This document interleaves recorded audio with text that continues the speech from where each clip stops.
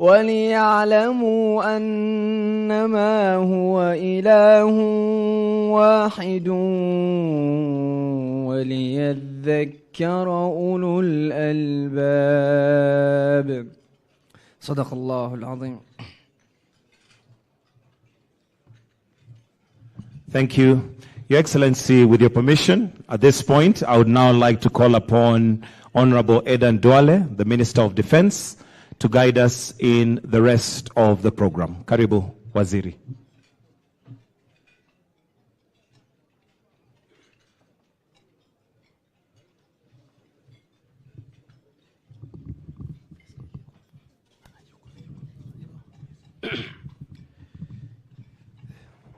Your Excellency, the President and Commander-in-Chief of the Kenya Defense Forces, Your Excellency, the Deputy President, Your Excellency, the Prime Cabinet Secretary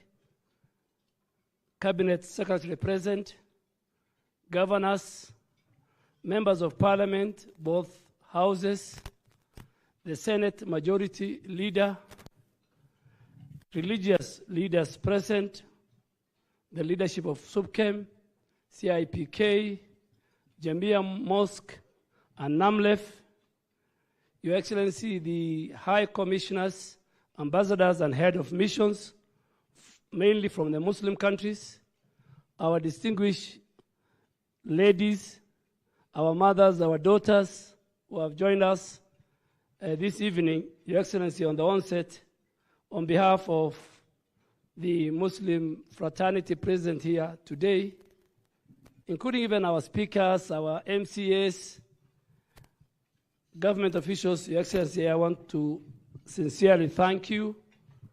As per your tradition, you have again invited us, and this time on a very important night, the last 10 days of Ramadan. We have about a few days to go to celebrate the Eid, and we will not take that for granted. These Muslim leaders, Your Excellency, have been praying, fasting, reading the Holy Quran, and I'm sure their prayers is what will make our country great, will make our country secure and stable, and have a very prosperous economic stability. Without much ado, Your Excellency, allow me to invite the chair of the Supreme Council of Kenya Muslim, Brother Hassan Olenado, to make a few remarks.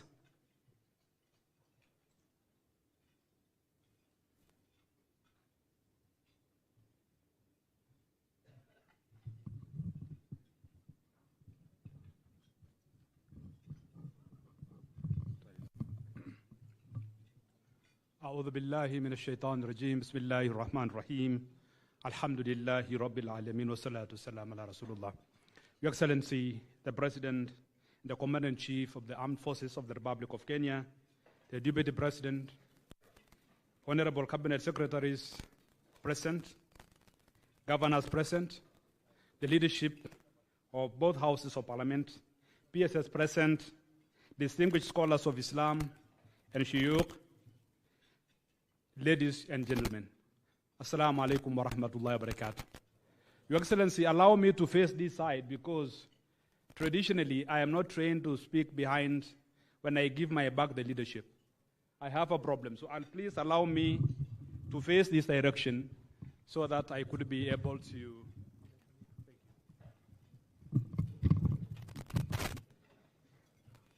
Your Excellency, this evening, as the Muslim leadership, if we were told to say anything, I think saying thank you, sir, is enough. Because you have once again remembered us during the last 10 days of Ramadan, when Muslims are supposed to be doing their ibadah, especially during the days of Laylatul Qadr. On behalf of the Supreme Council of Kenya Muslims, allow me just to say some very, very few things, and especially thank you first for actually granting us an opportunity once again to have the duty-free dates. You remember, Your Excellency, the Minister of finance granted an opportunity for Muslims to benefit from duty-free dates during the holy month of Ramadan. Your Excellency, again, we thank you for remembering Muslims who are facing hardships in different parts of the country, and you are able to distribute iftar relief in 21 counties. We request you, sir, inshallah ta'ala, next time you try to reach out to all counties of the Republic of Kenya. Your Excellency, I want once again also to thank you for fulfilling your promise, which you made last year at the Iftar program at KICC. You committed yourself that you will appoint the Consular General to the Kingdom of Saudi Arabia to be based in Jeddah. And we are very grateful to you and thank you for honoring your promise. On matters of passports, Your Excellency, at the moment Muslims are preparing to go to Hajj. I want to report to you, sir, that for the first time in this country, Muslims who are preparing to travel for Hajj have been able to secure their passport in a record of 3 days. And this is we are very, very grateful because we had one meeting with the leadership of the Ministry of Interior, the Directorate of Migration, and we agreed on the formula in which we can use for those Muslims who are willing to travel to get their passports. And alhamdulillah, we have supported the process, and through that process, we have managed to achieve what I've just told you. Your Excellency, one thing I will want to request you, sir, is the document called the ID. This ID is a primary citizenship document, and in some areas, Muslims are still facing challenges, especially on the matters of vetting. We have no problem with any conditionality that is put for the sake and the good of this country. But, Your Excellency, we want very clear policy on the conditions in which any Muslim or any Kenyan can get an ID card so that Muslims should not feel excluded in the governance of this country. Your Excellency, we invite you, we have no problem supporting your government to ensure that the right people get the ID cards. So the Supreme Council have infrastructure all over this country, they have leadership all over the country, and we can be able to help, just the way we have been able to help the Ministry of Interior to issue passports in a record of 3 days. Finally, Your Excellency, through your leadership, your government have made significant success in areas of governance. You have been able, with all the challenges we have been facing, to stabilize the economy of the country. We pray for you to achieve all your desires for the country to achieve its success. Thank you, Excellency, and may God bless all of us. Thank you. Takbir. I thought you have eaten. You can say better. Takbir. Let me take this opportunity to invite our elder, our leader, and scholar, Professor Esaji from Jamia Mosque.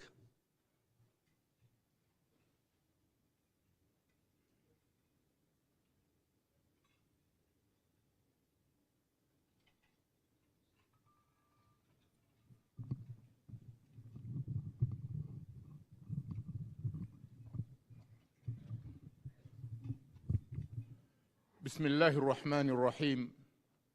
In the name of Allah, the most gracious, the most merciful, all praise is due to Allah, the Lord of the worlds, the most gracious, the most merciful. We pray for the salvation of peace to all the messengers of Allah, from our father Adam to the last messenger Muhammad, may peace be upon them all. All protocols observed. Your Excellency, as has been mentioned by my brother, it is a great pleasure once again to be here in State House for iftar hosted by you, and not only you, by also our mother, the First Lady, Mama Rachel. We thank you very much that this is the second time in your second year of presidency that you have hosted us to break fast in this holy month of Ramadan. Your Excellency, the breaking of fast, iftar, symbolizes unity, and communal bond as families and communities come together to share meals and prayers. Gathered before you, Your Excellency, are Muslims from different parts of this country who, together with their counterparts from other faiths, are part and parcel of the diverse and interwoven cultures that make up and define Kenya. My brother Hassan Olenado has actually preceded me in thanking you for keeping your promise about the consulate in Jeddah, and also for the first time in the history of Kenya, the government has embarked on a food distribution program in this holy month of Ramadan, so that those who do not have may also break their fast in this holy month of Ramadan. He mentioned about the waiver of tax on dates. And last time, Your Excellency, I complained to you. But let me assure you that this time, the waiver was made in good time. And we enjoyed the dates, and we say thank you very much. On the same note, we also say thank you, Your Excellency, for you have continued the tradition of gazetting Eid al-Adha as a public holiday. And we are looking forward again this year and the years to come. Allow me, Your Excellency, it's not every day that you stand before your head of state to bring to your attention a few things. Your Excellency, through the Hustler Fund in the last 2 years, close to 50 billion shillings have been disbursed to beneficiaries to positively impact on the economic progress of millions of Kenya. While many Kenyans continue to benefit from your flagship project, sadly, Your Excellency, the vast majority of Muslims have not been able to enjoy the fruits of your pet project due to the interest component in the repayment mode. As you are aware, Your Excellency, Muslims are forbidden to engage in interest-based transactions, and many, out of adherence to their faith, have kept away from the Hustlers Fund, which could have otherwise also empowered them economically like other Kenyans. Mr. President, I humbly make an appeal to you for an alternative Sharia-compliant mechanism in the Hustler Fund to see to it Muslims also enjoy and benefit from it. We also make an appeal, Your Excellency, for the issuing of Sharia-compliant government monetary instruments for both retail and institutional investors. This will not only go a long way in achieving financial inclusion, but also provide the government with opportunity to tap into local funds to finance its development agenda. I assure Your Excellency, you have Islamic experts in this country who can help actualize this. Last year, Your Excellency, I made an appeal on behalf of the Nubian community. And I wish to express their appreciation for the establishment of the task force on the optimization of the affordable housing project for the Kibra Nubian land. The project was the result of a follow-up on the specific matter for the Nubian community, which was presented to you, as I said. Your Excellency, the task force has completed its work in November last year, and its report with a blueprint and master plan was endorsed by the community, which supported the initiative for the redevelopment of the 200 acres of Nubian land for better housing development. This report is due for presentation to the appointing authority. However, there have been some legal hurdles, which I know you're aware, and the Muslim leadership are working to address these issues to enable the committee to move forward on this project. On the matter of the recognition, the Muslim leadership appreciates the pledge you gave again last year to give them due recognition. The leadership is taking the initiative with the Nubian community countrywide, where they will engage the government to have the process of finalizing and formalizing to facilitate your presidential assent so that they are recognized as a tribe in Kenya. Again, Your Excellency, I wish to reiterate our appreciation to the stoppage of extrajudicial killings in this country. Allow me, Your Excellency, to draw your attention on the pending issue of the Waqf Commission. In July last year, the Attorney General appointed members of the selection panel, whose mandate is to nominate members of the Commission. 5 eminent personalities from the community were appointed to kickstart the process. However, Your Excellency, more than 8 months down the line, there has been silence from the Office of the Attorney General on the roadmap for the committee. The Waqf is an important matter for Muslims, and we were optimistic that by now the commission would be in place after the selection committee has undertaken its role. We appeal to you again to prevail on the Attorney General to put in motion and fast-track the work of the selection committee to start off its work of identifying the commissioners to steer the Waqf Commission on its new mandate. We commend the government. My brother has talked about passports. We commend you and your government for the decision to reopen the passport office in Garissa after Eid al-Fitr. For many years, residents of Garissa and the wider northeastern region have had to take cumbersome journeys, traveling hundreds of kilometers to Nairobi in the tedious search for these important travel documents. We are also aware that a policy decision will soon be announced on the provision of national IDs and passports to residents of northeastern region. Residents of the region and Muslims from other parts of the country, as you are aware, have been experiencing bottlenecks on the acquisition of IDs and passports. While these documents are a constitutional right for all Kenyans, for Muslims they remain largely a luxury due to the rigorous process in obtaining them. During the last Iftar dinner last year, here at State House, you made it clear that all Kenyans applying for national IDs will be subjected to the same policy, regardless of their faith or background. Mr. President, as it is evident here in this gathering, Muslims hail from all parts of the country, and in all these areas, the same cries of discrimination continue to be heard from ID and passport applicants. We again implore you to see to it that Muslims across the breadth of this country go through the same procedures like other Kenyans and are not discriminated against. Your Excellency, on the matter of Muslim students, we again implore your intervention on the deliberate policy of discrimination imposed on Muslim students in many educational establishments, specifically in public schools. While the Constitution is clear on the freedom of worship for all Kenyans, it is a different case in many schools where Muslim students are denied a place of worship, are forced to attend religious services of other faiths, and for our girls, outrightly denied their right to wear the hijab.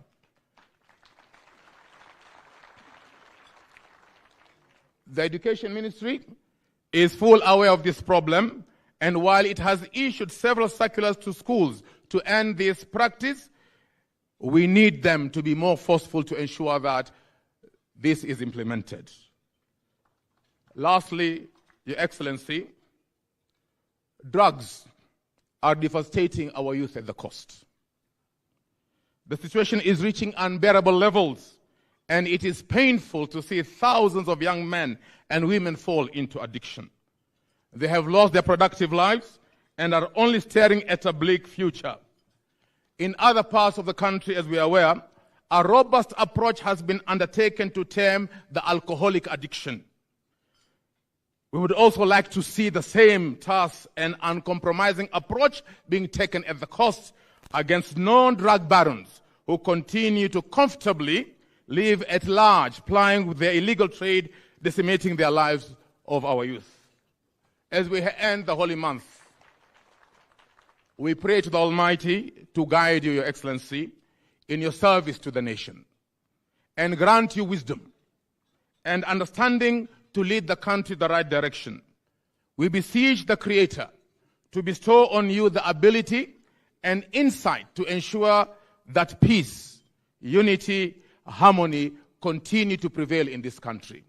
Last but not least, Your Excellency, I extend to you an open invitation on behalf of the leaders of Jamia to come and visit the largest mosque in East Africa that is present in your country. Thank you very much. May Allah bless us all and bless Kenya.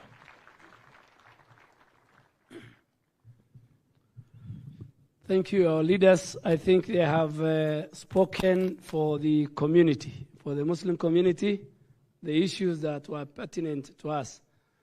Now allow me, because the President had a very busy schedule today in West Pokot and many other places, let me give our governors, we have 4 governors, Your Excellency, the Governor of Isiolo, the Governor of Wajir, I think they're in Mecca, so they're not with us here, and the Governor of Mandera and the Governor of Kwale, our sister, have sent their apologies. Now I'll give our governors to 2 minutes because they represent our counties. Our members of parliament are here, our leaders are here. Let me start with the Governor of Garissa, my county. 2 minutes, then we go to Governor Timami of Lamu, Governor Abdul Samad of Mombasa, and lastly, Governor Mahamoud Abshiro of Marsabit.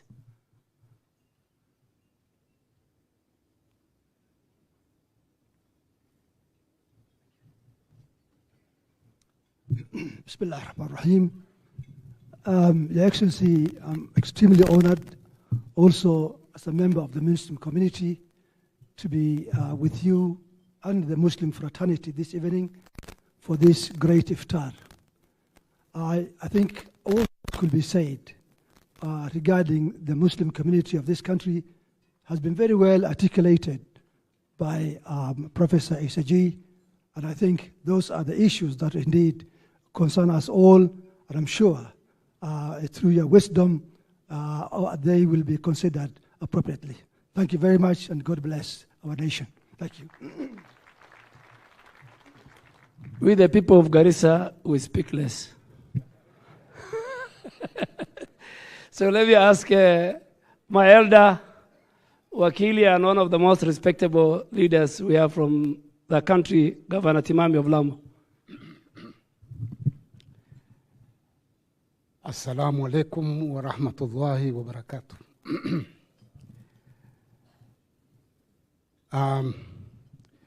First, I want to thank Allah for gathering us all here. And please excuse my voice, I just had a severe cold. Secondly, I want to thank His Excellency the President for hosting us and for this very sumptuous meal that we've had. I also want to appreciate the Chairman of the Supreme Council of Kenya Muslim, Brother Olenado, and my brother Isaji. They have actually ventilated all the issues that affect us Muslims in this country. And I will not want to dilute what they have stated by repeating the same again. But all in all, we are very appreciative of this government and the way, as Muslims, your government has treated us. I, for one, in Lamu, for the first time, we have had a PS whom you have appointed, and we are very appreciative. So, Your Excellency, let me take this opportunity to welcome you to Lamu. There are a number of development issues that we will want you to commence them. And otherwise, thank you all for turning up in large numbers.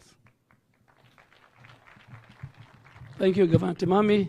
Governor Abdul Samad. Governor wa Jimbo la Mombasa.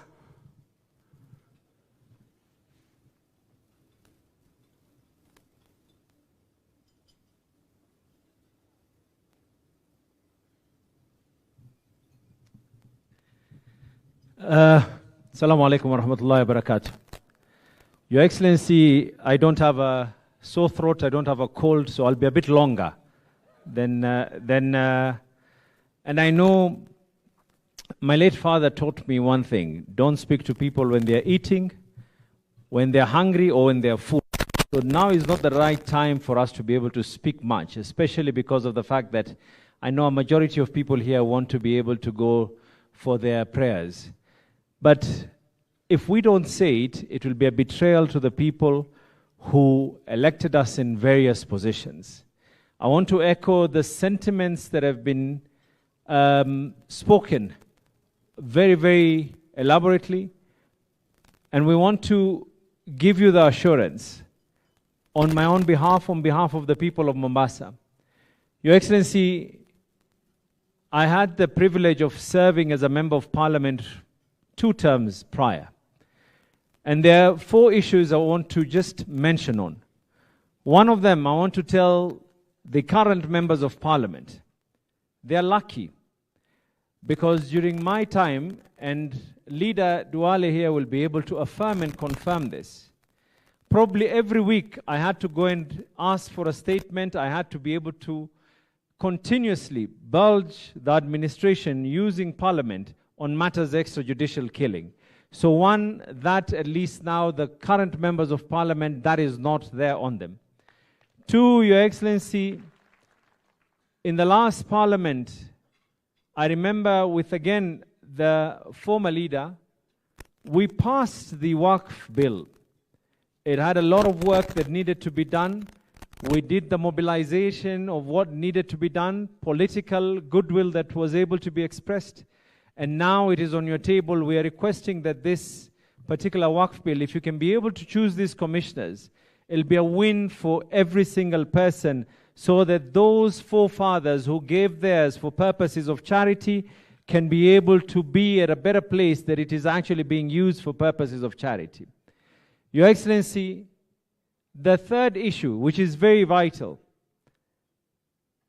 please, on the same energy that we are seeing alcohol being tackled in various parts, especially the central part of Kenya, where I come from, people are not addicted, majority, to alcohol. But those who are addicted to matters of drugs.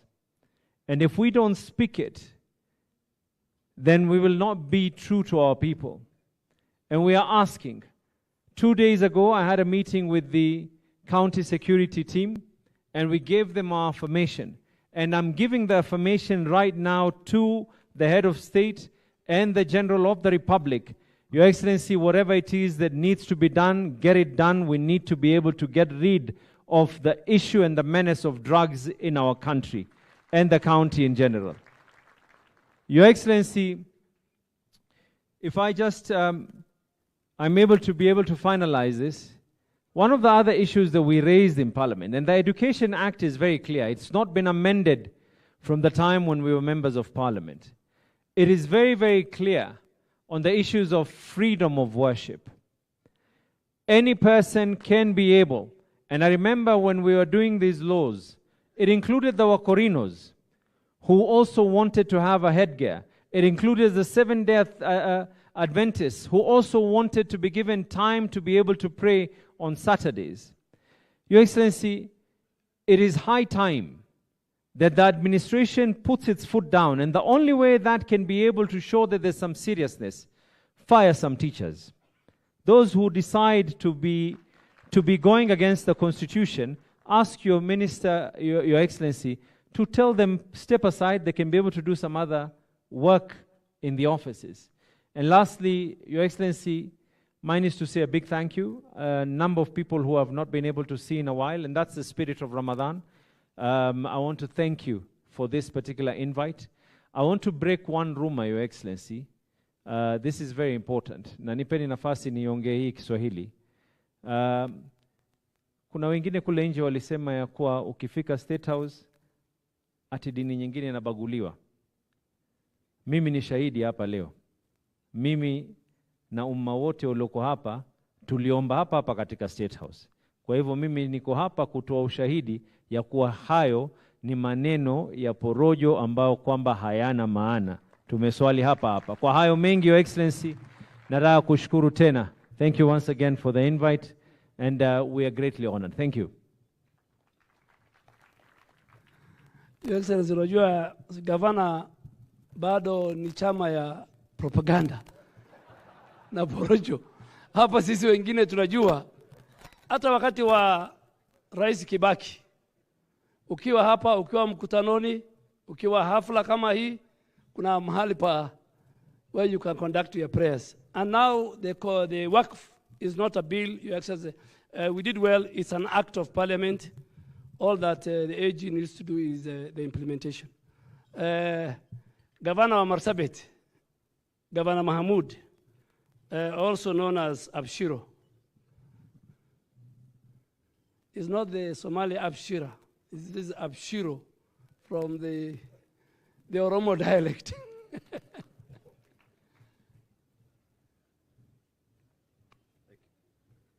Thank you very much. Your Excellency, the President, Your Excellency, the Deputy President, the Prime Cabinet Secretary, my colleagues, the governors, ministers present, ambassadors, all distinguished guests. Your Excellency, it's an honor to be here this evening.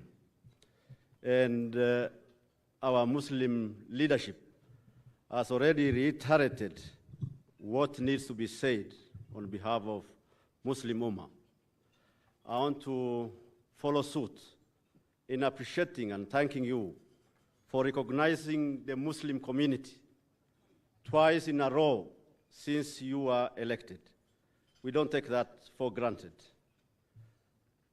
Following Iftar, we normally don't keep Muslims for too long. I want to just say one thing, Your Excellency, or rather bring to your attention. The long rains, Your Excellency, have begun, and it's a blessing, and we thank God because we've really received plenty of rainfall in the last few days. Unfortunately, the FCDC counties, Your Excellency, the block that I chair, when it is rainfall season, normally we experience some challenges, just as when it is dry period. Already some parts of the counties in the far north have already been cut off. When I was just coming in, the constituency of Northor in Marsabit County, I'm told, has not been passable for the last 4 days. Foodstuffs have already rather food shortages have already been experienced. I want to bring this to your attention, Your Excellency. Just as you did last year, please remember these disadvantaged parts of the country so that we don't have any part of our country suffering when others are celebrating. With those few remarks, Your Excellency, I want to thank you very much indeed for this opportunity this evening. Thank you very much. Your Excellency, let me call my colleague, Minister Mvuria, to say a word. Salim Mvuria, Minister for Mining and Blue Economy.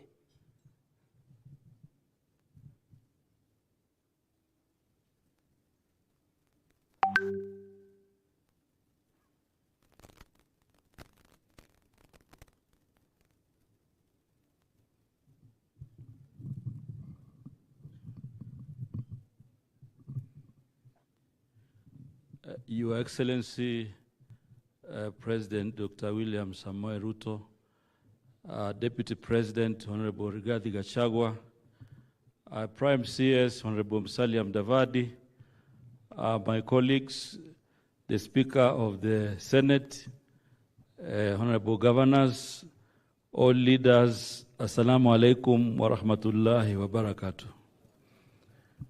Your Excellency, I want to take this opportunity to thank you most sincerely for inviting us for this particular occasion, which is very important for Muslims.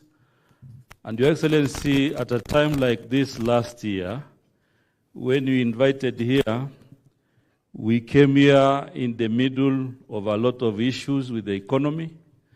And we thank God, Your Excellency, for your wisdom in steering the country to greater heights, where now even the shilling has strengthened. The cost of living is no longer a political discussion, and many other issues that were ailing this country, Your Excellency, you've been able to resolve them. Your Excellency, I also want to thank you for recognizing the Pemba community, which is also largely a Muslim community. Now they can get IDs. Your Excellency, you have also continued to be very inclusive in your appointments. And Your Excellency, what we want to assure you is that we will also work with you. We will support your leadership so that you can continue to lead our country to greater heights. Your Excellency, at this time, we also pray for you so that you can continuously be consistent and patient and lead this country to prosperity. Thank you very much, and God bless you. Assalamu alaikum wa rahmatullahi wa barakatuh. Let me now invite the Speaker of the Senate,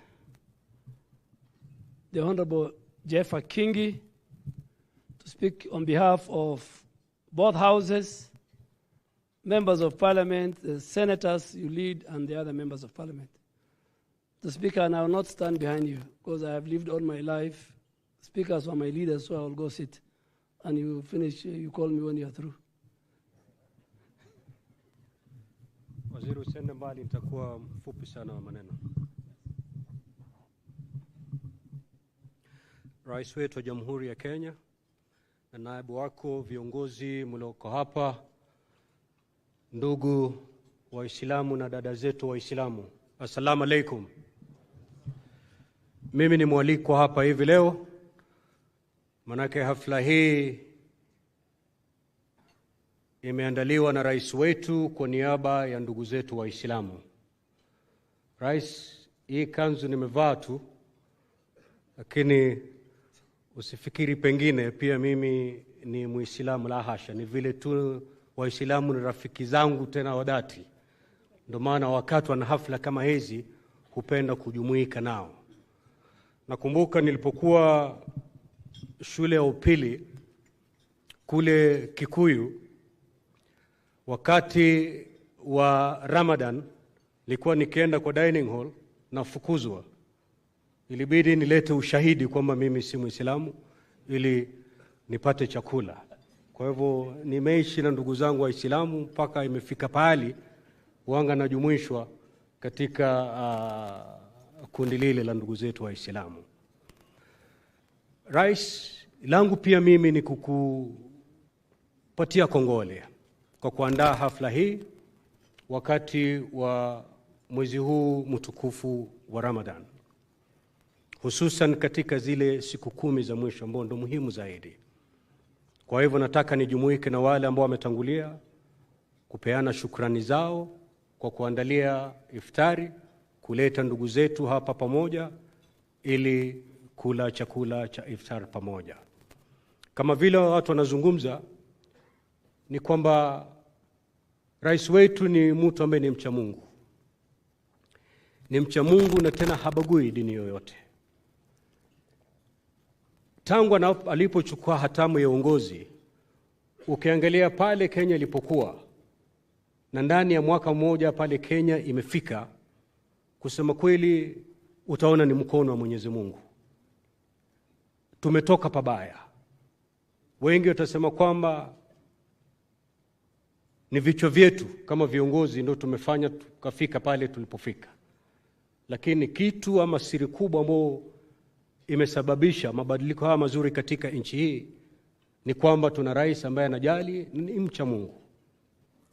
Na tunakuombea rais uendelee hivyo hivyo.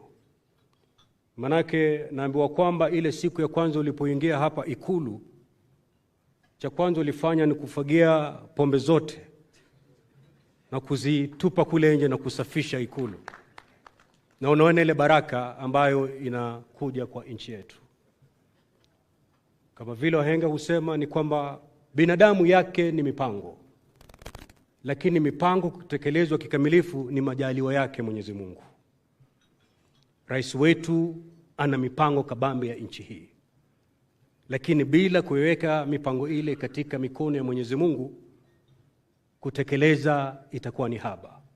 Kwa hivyo ndugu zangu Waislamu, katika siku hizi 10 ambazo zimebaki, wakati mnapiga magoti, wakati mnamuomba Maulana, hii ruwaza ambao rais wetu saa zote anaita the plan, ambao sahihi anaitekeleza, muipelekeni mbele ya Mwenyezi Mungu ili mipango hii ambayo rais wetu ako nayo itekelezwe, kwa sababu Mwenyezi Mungu ameikubali, na ikitekelezwa bila shaka kila Mkenya, kila kona ya nchi itaona faida ya utekelezaji wa ile plan ambayo rais wetu yuko nayo. Kwa hivyo yangu ni hayo, ni kuregesha tu shukrani zangu za dhati kwa rais wetu, na uendelee kwa moyo mkunjufu kama huu wa kushika mikono dini zote, uwe bega la kuegemea kwa dini zote, manake wewe ndo baba wa nchi hii. Waziri, nafikiri huko enda mbali, manake nimesema kwamba sitakuwa mrefu maneno. Karibu.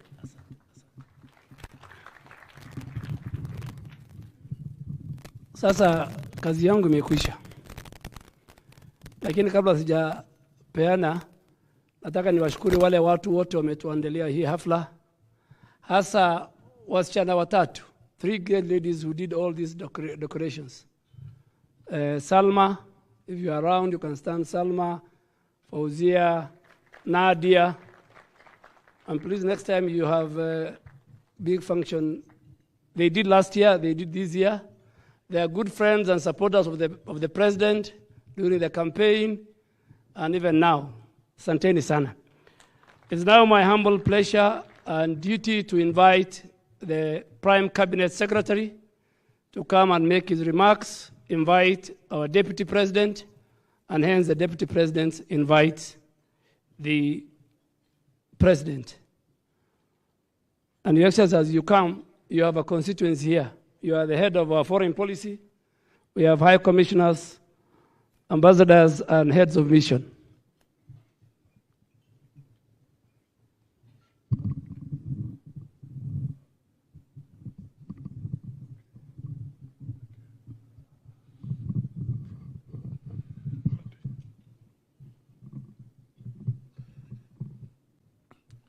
Your Excellency, the President of the Republic of Kenya, Dr. William Samoei Ruto, Your Excellency, the Deputy President, Honorable Rigathi Gachagua, my colleagues in Cabinet, the Speaker, ambassadors and high commissioners, the leadership of the Muslims here present, distinguished brothers and sisters of the Muslim faith. Salam alaikum. I will be very brief, Your Excellency, because I know there's a prayer just a few minutes away. So I will shorten my remarks so that you can have some ample time to address this honorable gathering. But first, I just want to say that we are all happy and honored that the President has had time to be able to host you here so that we can share and break the fast together. Your Excellency, I'll deviate just a little bit in my request to the Muslim community that we pray for peace. If we look at it broadly, there are many global conflicts. Global conflicts, you have the Ukraine and Russia, you have the Gaza conflict with Palestine, then you have several conflicts on the African continent as well, the Sahel region, parts of Western Africa, Sudan, South Sudan. Then we also have challenges in Somalia, in some sections of Somalia. One thing comes out clearly, that these conflicts, whether you're going to the Afghan or other places, these conflicts are hurting the Muslim community much more than we imagine. So it is on an occasion like this that I say that let us pray so that these conflicts can come to an end.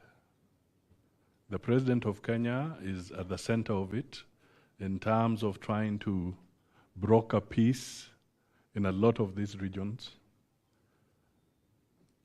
You can imagine the focus that would have been there on other matters, but the focus now comes to resolving conflict. So prayers are so important, and whatever you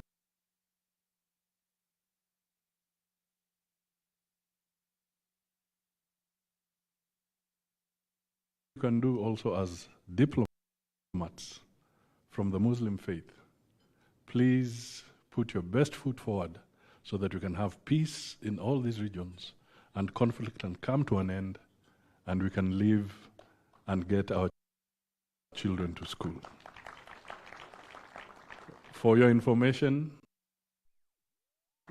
Your Excellency, you are aware, but it's good for me to just repeat this here, that these conflicts in Africa alone have caused displacement of 98 million children who cannot go to school because of conflict. So we don't know what we shall call that generation. 98 million children cannot go to school because of conflict. So this is something that calls for your prayers. I think I end there, and I wish you a pleasant next 2 days, and when you enjoy the Eid al-Fitr, may every good wish come your way. It is now my honor to invite His Excellency the Deputy President, Honorable Rigathi Gachagua, to come forward, make his remarks, and thereafter invite His Excellency the President. Thank you.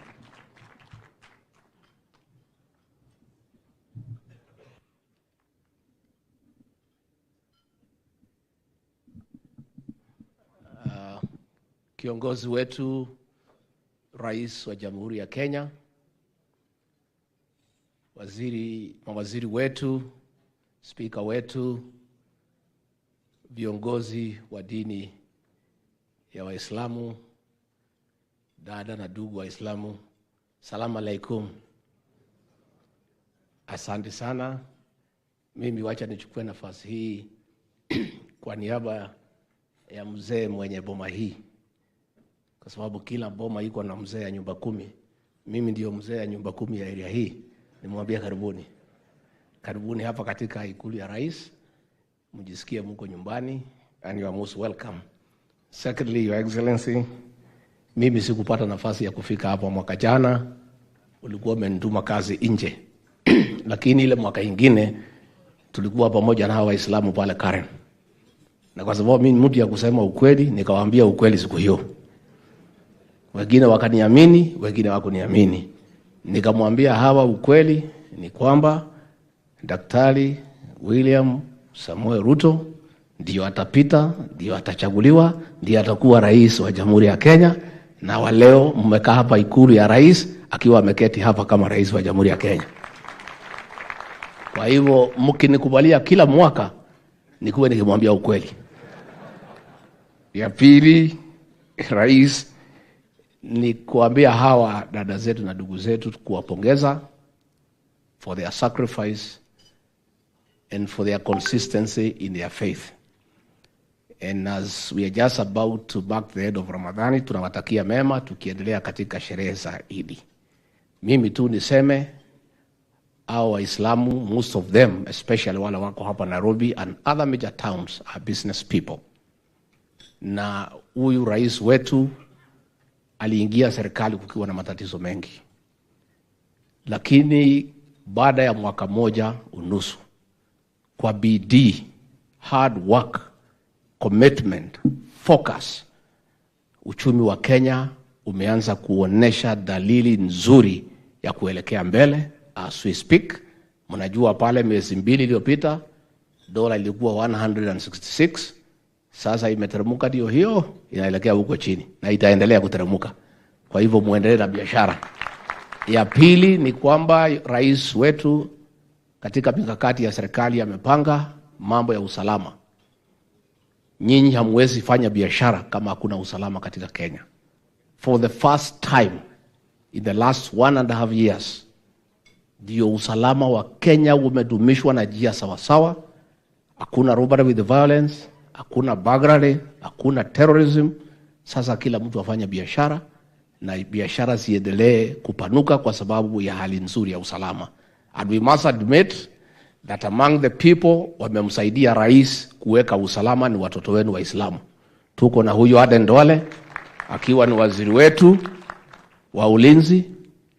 Tuko na Gabo ambaye ni Deputy Inspector General of Police. Tuko na DCI Amin. Tuko na Nuruddin Haji, Director General of National Intelligence Service.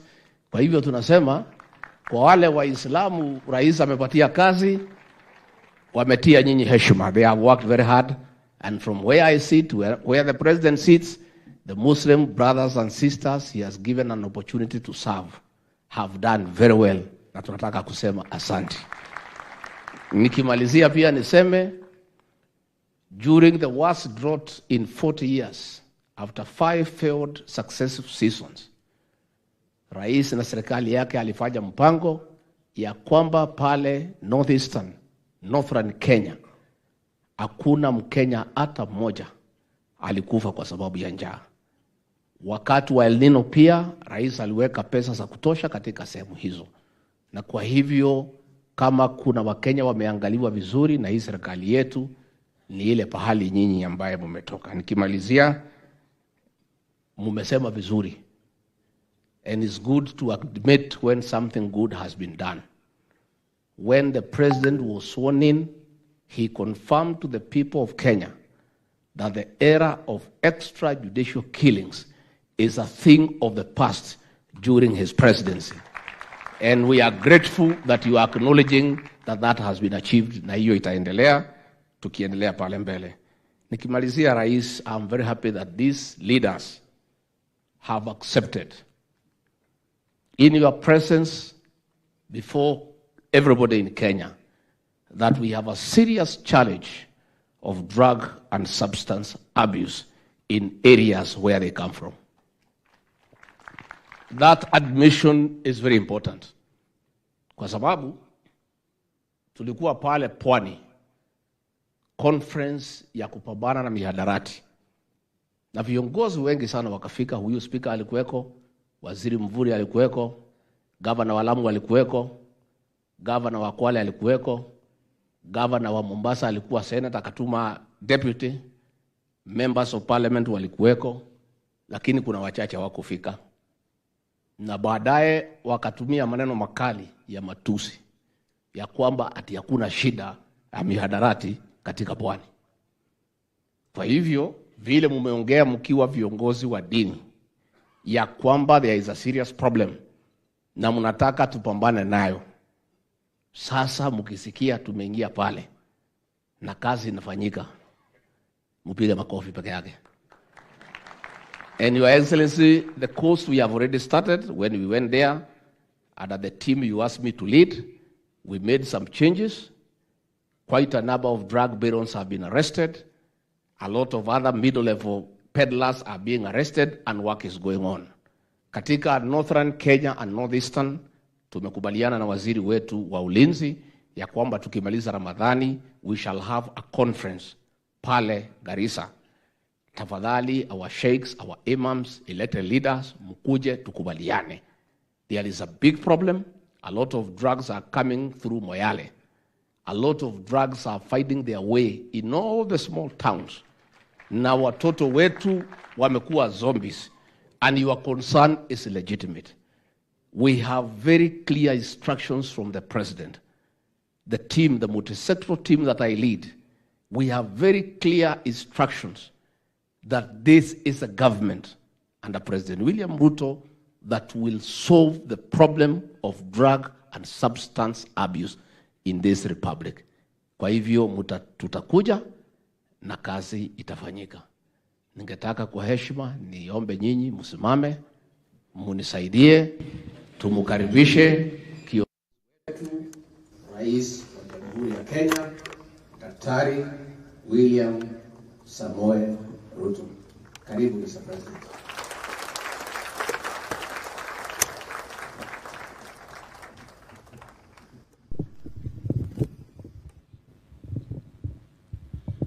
Asante sana Mheshimiwa Deputy President, tafadhali tuketi. Asanteni sana.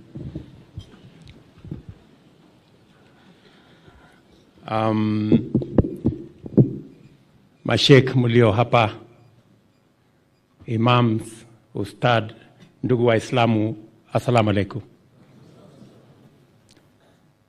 Kwanza wacha nichukue nafasi hii kwa heshima kubwa, nikijua ya kwamba mko katika hali ya maombi na hatutaki kuchelewesha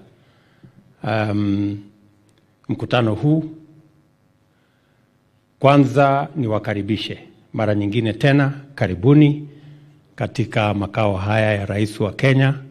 Sio leo vile niliwaeleza peke yake, lakini kila wakati mkipata nafasi, karibuni tena.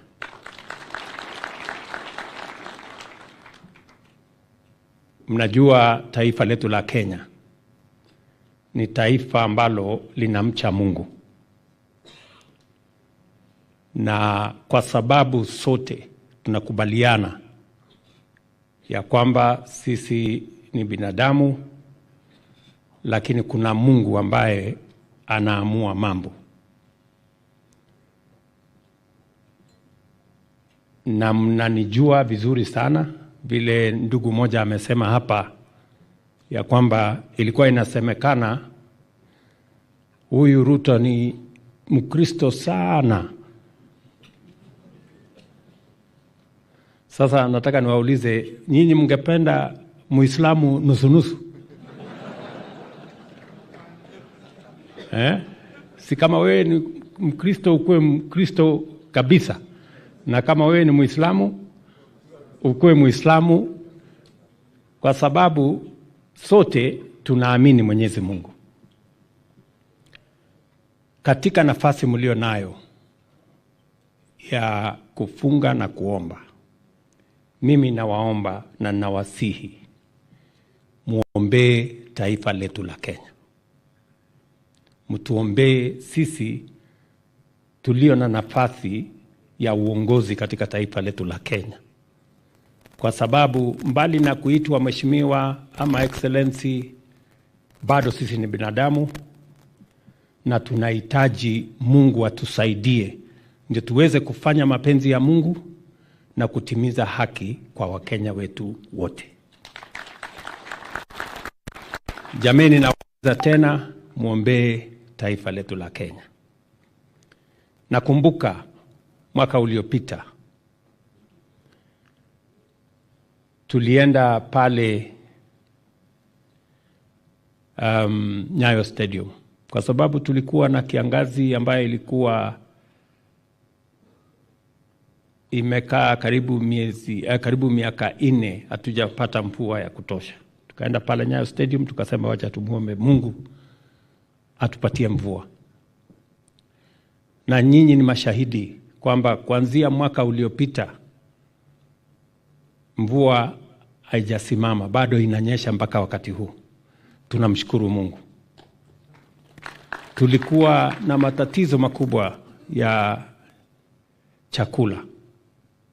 Hata ingawaje tumeweka mipango nyingi, tumepanga mbegu, tumepanga mbolea, tumepanga haya yote, lakini bila Mungu kutunyunyizia mvua, kazi yetu hiyo yote haingefua dafu.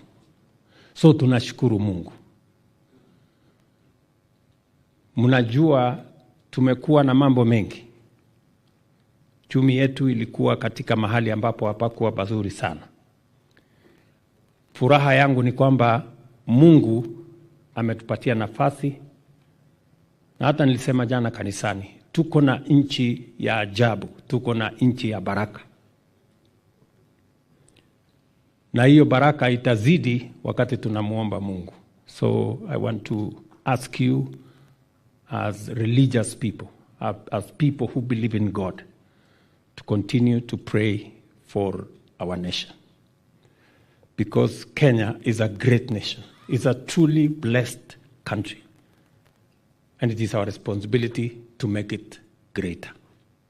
And we have what it takes to take Kenya to the next level. Nataka pia niwashukuru kwa sababu mimi kama Mkristo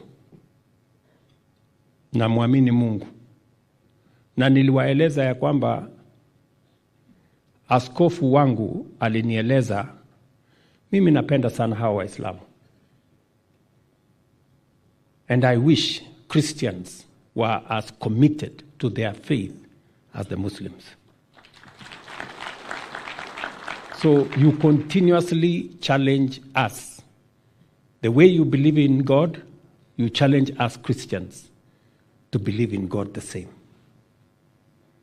In a committed, you make sacrifices, and you are dedicated to doing what is right. So you continue to be an inspiration to me as a Christian when I see what you do as Muslims. And that makes us one community. That makes us one people.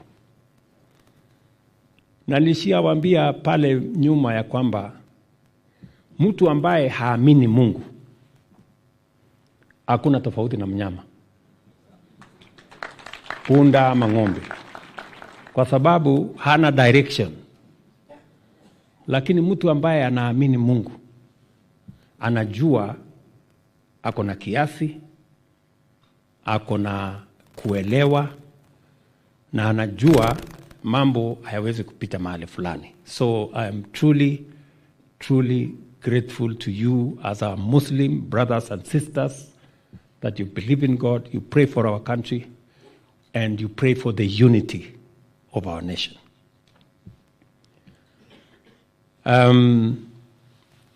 Wacha nirudie, mtanisamehe kidogo kwa sababu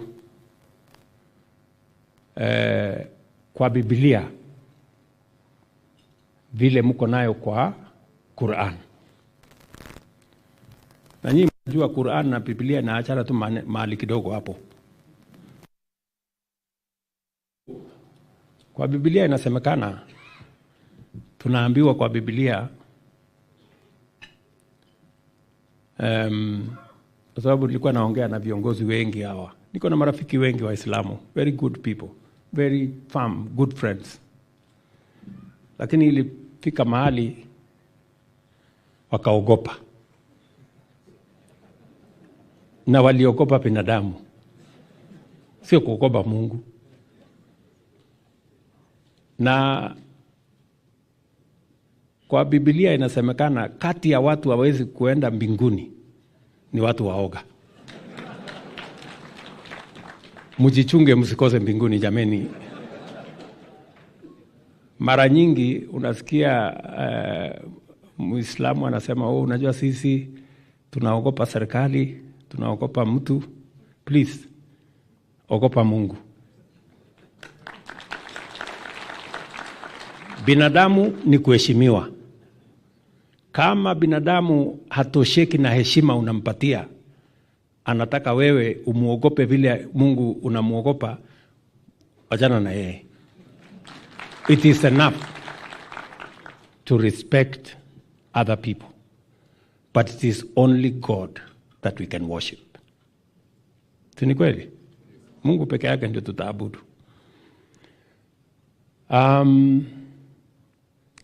Mumeniuliza mambo kadha, and it is befitting that you ask me on some of the issues that you consider are necessary for us at the policy level as leaders kuyashughulikia.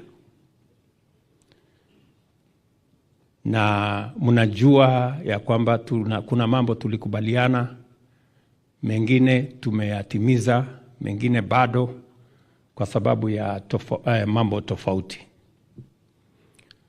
Kwanza mumeniuliza maneno ya vetting, na nilisema hapa ya kwamba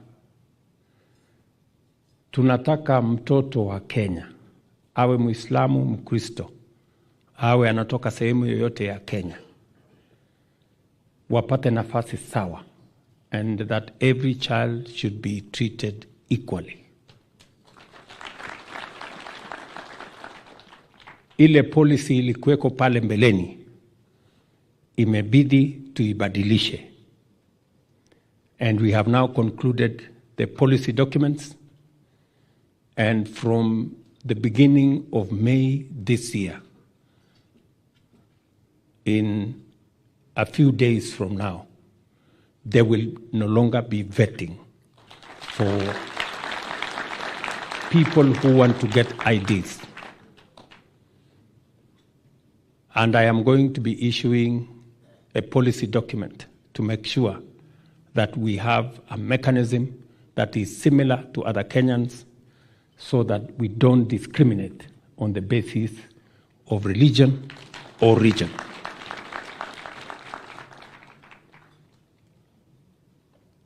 Bado tutakuwa waangalifu kwa mambo ya usalama, lakini that should not be a basis for discriminating against any section of our society. We must live together as the people of Kenya. Jambo la pili, mmesema kuhusu Hustler Fund, kwamba ni kweli Wakenya zaidi ya milioni 15, Wakenya zaidi ya milioni 7 consistently wana benefit kutoka Hustler Fund, na pengine kwa sababu ya vile the financial product has been packaged, not many Muslims can participate. It is the first time I am receiving that request, and I want to guarantee that I will process that request. Ili Hustler Fund pia iwe na sharia compliant component, ndio Wakenya wengine waweze pia kuparticipate. Nataka nimuulize Profesa, amesema other financial products ya serikali pia ijumuishwe.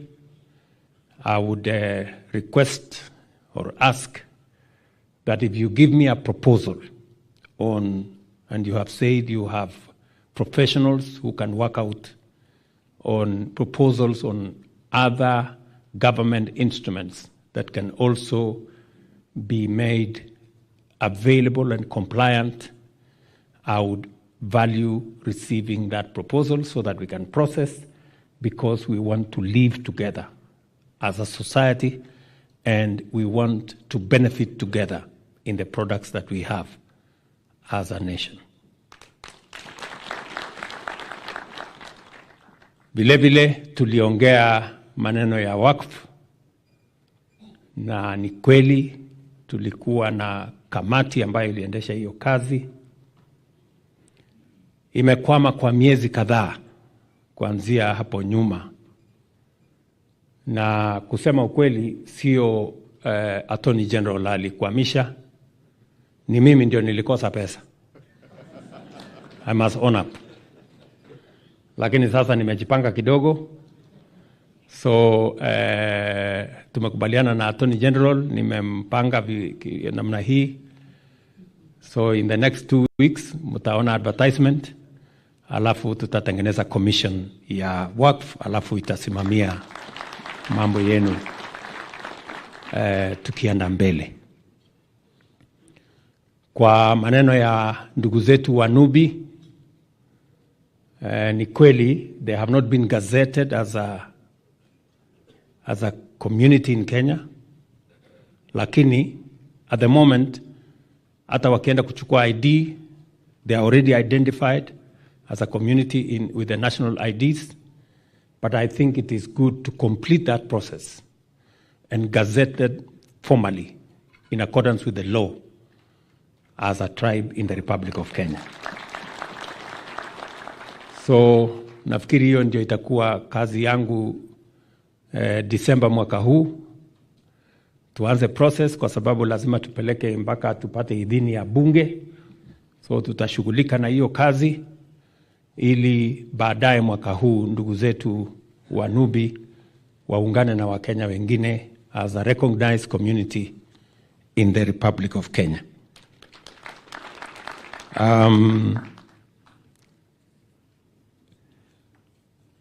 Maneno ya mashule, ni kweli nilikuwa pia juzi nilipata delegation ya Wakorino walikuwa wamekuja kunitembelea hapa about 10 days ago.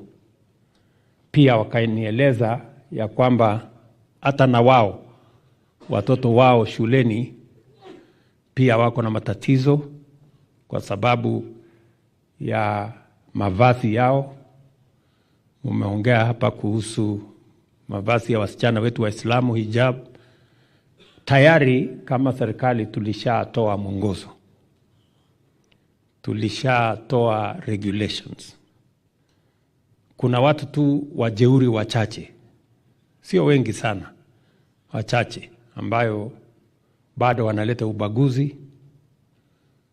Waislamu, Wakorino, watu wa madhehebu zingine.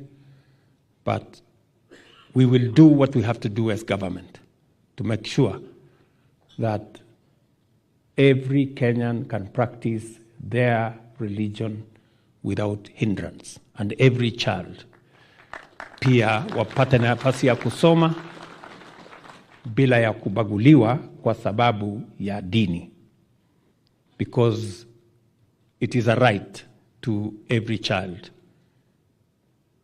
kupata elimu. So mwisho, mimi nataka niwashukuru sana kwa kupata hii nafasi tuungane pamoja. Nataka niwaombe kama Wakenya sote tujue ya kwamba taifa letu la Kenya linatuhitaji, kila mmoja wetu. Ile mipango yote ambayo tuko nayo, nia yetu ni kuhakikisha kwamba tuko na Kenya ambayo tutajivunia sisi sote. Mumesema vizuri, tuko na changamoto ya vijana wengi wanahangaishwa na madawa ya kulevya na ulevi na mambo kama hayo. Kati ya matatizo ya hawa vijana ni wengi wao hawana ajira. So we need to sort out the unemployment problem in Kenya. We have too many young people in millions out of school, out of college, out of universities, but they have no opportunities to work. It is the reason why we have the housing program. It is the reason why we are expanding our special economic zones. It is the reason why we are expanding our footprint on digital superhighway with ICT hubs. It is the reason why we are signing bilateral labor agreements with many countries, including UAE, my brother is here, and many other countries, so that we can create opportunities for young people in Kenya to work. Vilevile, kama watu ambao tunaamini Mungu, we should make sure that we leave nobody behind. It is the reason why we have the universal health coverage. Tumepitisha sheria 4 mpya ambayo itasimamia mambo ya matibabu katika taifa letu la Kenya. Tutahakikisha kwamba kuna insurance for those who cannot afford, the government will pay for them. For those who cannot afford, bei ya juu, bei yao itapunguzwa, na wale kama sisi ambao tuko na uwezo tutalipa kiwango ambayo inatoshana na mapato na income zetu, so that we can help carry the country together.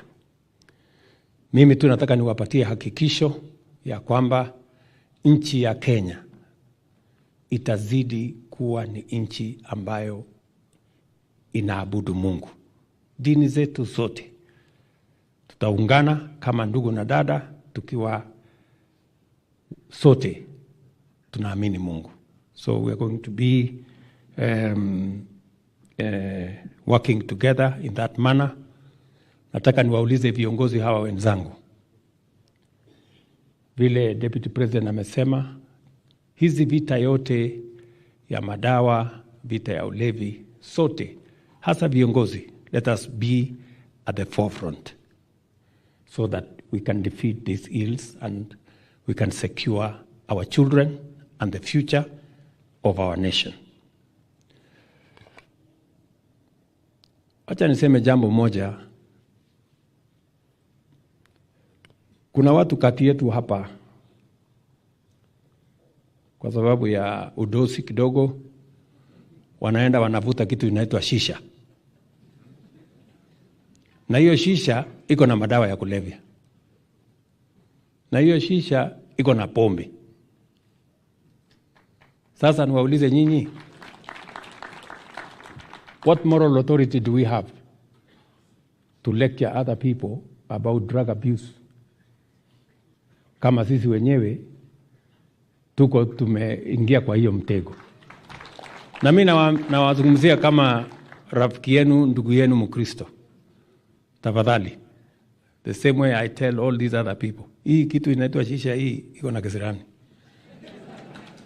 Mujichunge na mujiepushe, so that we don't get addicts pia ya mambo hiyo, na tuelekee barabara ambayo itatusumbua tukienda mbele. Otherwise, muendelee kuchangia katika kupeleka Kenya mbele, na kila mtu alipe ushuru. Sasa nyinyi mnafikiri kwani hii Kenya nitaendesha na nini? Hata mgenita Zakayo, sasa Zakayo inasaidia nini? Wacha tulipe ushuru. Zakayo si jina mbaya. Kuna mtu anaitwa Zakayo na hajauliza ushuru mtu, so there is no problem. Tunaelewana jameni? Ndio tuokoe nchi yetu kutoka madeni. Saa hizi nimechelewa pale jioni leo nikiongea na watu wa IMF, kwa sababu tuko na program ya IMF na wametusaidia, lakini wanatusaidia tukiwa mahali ambapo sio pazuri. So we have to be honest to ourselves. We must live within our means. Tayari nimeambia bunge ile 4.2 trillion ambaye tulikuwa tumetengeneza budget, lazima tuanze kupunguza kwanza, ikuje 3.7, because we must live within our means. Number 2, tarehe 15, 16, 17 tunaketi chini kama taifa la Kenya kuongea mambo ya wage bill. Tunakusanya 2.2 trillion. 1.1 trillion tunalipa mshahara. Bado hatujalipa deni, bado hatujalipa operation and maintenance, bado hatujatuma pesa kwa county, so tunakopa pesa every year, tunakopa 500 billion, 600 billion. Si hii nchi tutaingiza kwa mtaro? So hii kukopa lazima tukomeshe, kwa sababu inasemekana mwenye kukopa ni slave ya ule mwenye anakopesha. Sasa hatutaki kuwa watumwa ya mtu. So we are going to be firm. Na mimi nitazidi tu kuambia ukweli mpaka turekebishe hii nchi. Mimi kwa mapenzi ya Mungu nimechaguliwa rais. Na sichaguliwa rais nijaze nafasi ya rais ama nipate mshahara ya rais. Hapana. Nimechaguliwa kubadilisha hii Kenya na kutoa maneno ya hii madeni, tupeleke Kenya mahali pazuri. That's my commitment to you. So nirudie nimalizie pale nilianza, endelea kuombea taifa letu la Kenya. Asanteni sana, Mungu awabariki. Haya, tumpongeze rais mara nyingine. Asante sana Mheshimiwa Rais. Na kama tukibaki tulivyosimama Sasa niruhusu Mheshimiwa Rais ni mwalike Ambassador Mohamed Mahaj atufungie kwa maombi. At this point, allow me to invite Ambassador Mohamed Mahaj to just come and close with a word of prayer before we retreat. Welcome, sir.